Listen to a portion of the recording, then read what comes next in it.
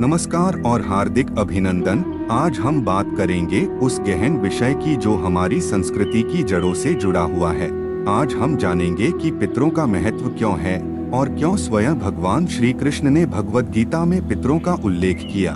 पितृपक्ष को केवल एक धार्मिक कर्मकांड नहीं बल्कि आत्मा और ऊर्जा का सेतु बताया गया है। और इसी गहरे रहस्य को हम इस कथा यात्रा में समझेंगे। क्या आपने कभी सोचा है कि जीवन में अचानक रुकावटें क्यों आती हैं? कभी सब कुछ होते हुए भी मन बेचैन क्यों रहता है? कभी परिवार में बार बार कलह और असफलता क्यों जन्म लेती है? शास्त्र कहते हैं कि जब पितर उपेक्षित हो जाते हैं तो वे असंतोष व्यक्त करते हैं। और यही कारण है कि महाभारत जैसी महागाथा में भी पितरों का उल्लेख हुआ। चलिए चलते हैं कुरुक्षेत्र की ओर, जहां दो महान सेनाएं आमने सामने खड़ी थीं। एक ओर पांडव और दूसरी ओर कौरव। शंख बज चुके थे, रथ सज चुके थे, योद्धाओं ने अपने शस्त्र उठा लिए थे। अर्जुन ने भगवान श्री कृष्ण से कहा, हे माधव, मेरा रथ दोनों सेनाओं के बीच खड़ा कर दीजिए ताकि मैं देख सकूं कि मुझे किनके विरुद्ध युद्ध करना है। जब अर्जुन ने देखा कि उनके सामने उनके ही गुरु भीष्म पितामह खड़े हैं, उनके प्रिय आचार्य द्रोणाचार्य खड़े हैं, उनके अपने भाई बंधु चाचा और मित्र खड़े हैं, तो उनका हृदय कांप उठा। गांडीव उनके हाथ से ढीला पड़ गया। उनकी आत्मा विचलित हो गई और उन्होंने युद्ध से पीछे हटने की इच्छा व्यक्त की। अर्जुन का तर्क, पितरों की चिंता। अर्जुन ने भगवान श्री कृष्ण से कहा, जब कुल का नाश होता है तो धर्म भी नष्ट हो जाता है, और जब धर्म नष्ट होता है तो स्त्रियां भ्रष्ट हो जाती हैं, और जब स्त्रियां भ्रष्ट हो जाती हैं तो संतान में अव्यवस्था फैलती है। अर्जुन आगे कहते हैं, हे कृष्ण, जब कुल का विनाश होता है तो पितरों को पिंड और जल नहीं मिलता। श्राद्ध और तर्पण की परंपरा समाप्त हो जाती है, और जब यह क्रिया बंद हो जाती है तो पितर भी अधोक्ति को प्राप्त होते हैं। भावनात्मक व्याख्या।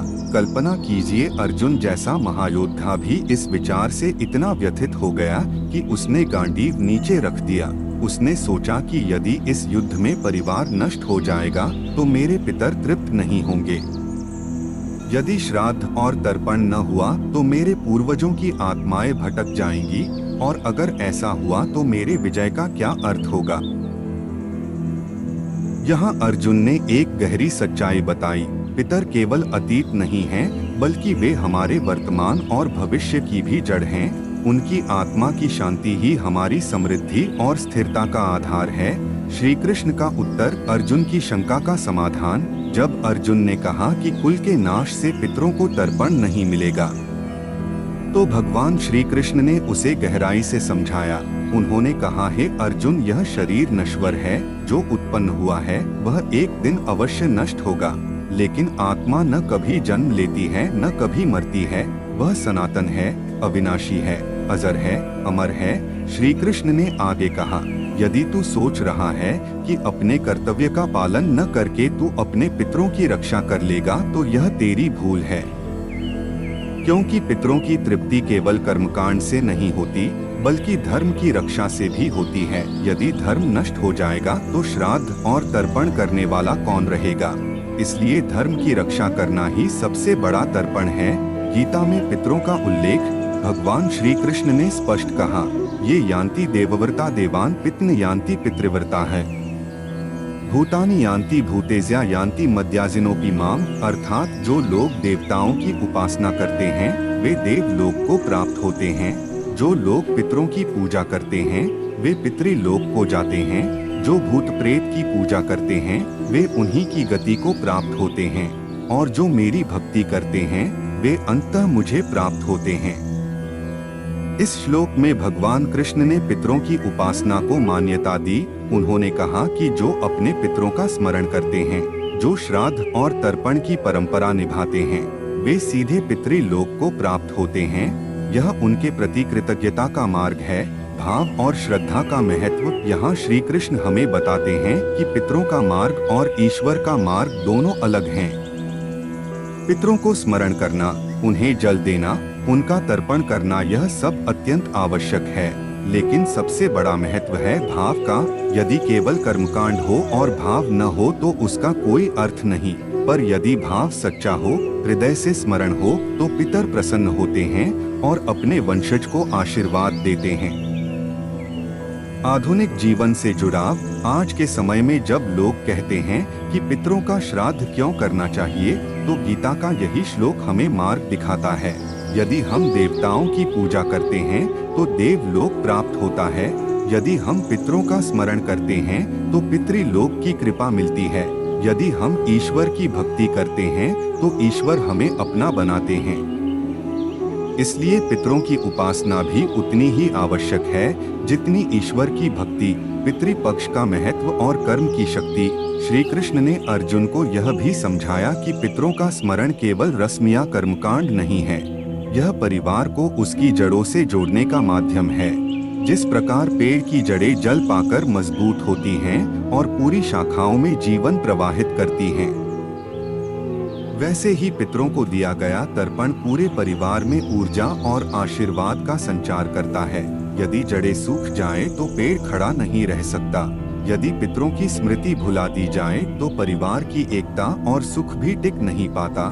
श्राद्ध का गहरा अर्थ। श्राद्ध शब्द श्रद्धा से बना है। इसका अर्थ केवल अन्न और जल अर्पित करना नहीं है, बल्कि यह है कि हम अपने पूर्वजों के प्रति सच्ची श्रद्धा रखें। श्राद्ध का भाव है कि हम स्वीकार करें कि हमारा अस्तित्व केवल हमारे प्रयास का परिणाम नहीं है। हमारे जीवन में जो भी संस्कार हैं, जो भी मूल्य हैं, जो भी अवसर हैं, वे सब हमारे पितरों की मेहनत और आशीर्वाद से हमें मिले हैं। इसलिए उनका स्मरण करके हम अपने अहंकार को त्यागते हैं और विनम्र बनते हैं। कर्म और भाव। श्री कृष्ण का दृष्टिकोण। भगवान गीता में बार बार कहते हैं कि कर्म सबसे महत्वपूर्ण है। कर्म से ही आत्मा शुद्ध होती है, कर्म से ही समाज और परिवार चलता है। और जब यह कर्म पितरों के नाम से किया जाए तो वह केवल एक क्रिया नहीं रहता, वह आशीर्वाद का सेतु बन जाता है। तर्पण के रूप में दिया गया जल केवल जल नहीं बल्कि यह कृतज्ञता का प्रतीक है। दान के रूप में दिया गया अन्न केवल अन्न नहीं बल्कि यह अपने पितरों को स्मरण करने का माध्यम है। आधुनिक जीवन में पितृपक्ष की प्रासंगिकता। आज के युग में लोग कहते हैं कि क्या वास्तव में पितर आते हैं? क्या यह सब केवल परंपरा है? श्री कृष्ण का उत्तर सीधा है। उन्होंने कहा, जो भाव से याद करता है वह अपने पितरों की कृपा पाता है। आज भी जब हम श्राद्ध करते हैं तो हम यह संदेश देते हैं कि हम अपने से पहले की पीढ़ियों को सम्मान देना जानते हैं। यदि हम अपने पूर्वजों को भूल जाएं, तो यह जीवन केवल वर्तमान तक सीमित रह जाएगा। पर जब हम उन्हें याद करते हैं तो हमारा जीवन अतीत से जुड़ता है और भविष्य के लिए भी मार्ग बनाता है। पितृदोष और उसका निवारण। पितृदोष क्या है? शास्त्रों में कहा गया है कि जब पितर तृप्त नहीं होते तो उनका असंतोष वंशजों के जीवन में बाधाएं उत्पन्न करता है। इसे ही पितृदोष कहा जाता है। ज्योतिष में भी पितृदोष का वर्णन मिलता है।